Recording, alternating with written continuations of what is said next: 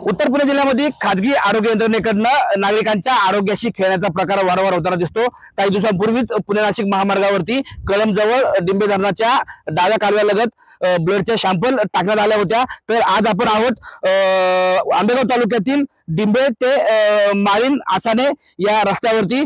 या रस्त्याच्या कडेलाही अगदी डिंबे धरणाच्या शेजारीच काही वैद्यकीय कचरा हा असाच राजस्थान टाकण्यात आलेला आहे। आपण या ठिकाणी पाहू शकताय हा कचरा अगदी डिंबे धरणाच्या शेजारी टाकण्यात आलेला आहे।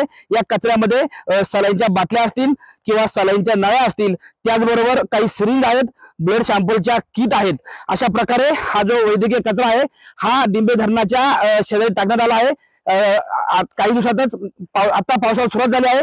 पावसाच्या पाण्याबरोबर हा बायोवैद्यकीय कचरा डिंबे धरणामध्ये जाऊ शकतो व त्यातून नागरिकांच्या आरोग्याचा प्रश्न उद्भवू शकतो।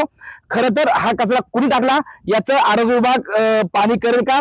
त्याचबरोबर बायोवैद्यकीय कचरा जो आहे, वैद्यकीय कचरा जो आहे याची विल्हेवाट लावण्यासाठी काही नियम आहेत, काही कायदे आहेत, मात्र हे कायदे पायदळी ठरवल्याचं वारंवार पाहायला मिळत आहे। काही दिवसांपूर्वी घडलेली नारायणगाव परिसरातील मेडिकल वेस्टची लॅब वेस्ट म्हणजे रक्ताच्या सॅम्पलच्या बाटल्या असतील किंवा आज हे डिंबे धरण परिसरात पडलेला वैद्यकीय कचरा असेल, या बाबी पाहता खाजगी आरोग्य यंत्रणेकडनं किंवा एकूणच आरोग्य यंत्रणेकडनं नागरिकांच्या जीवाशी खेळण्याचा प्रकार या भागात सुरू आहे।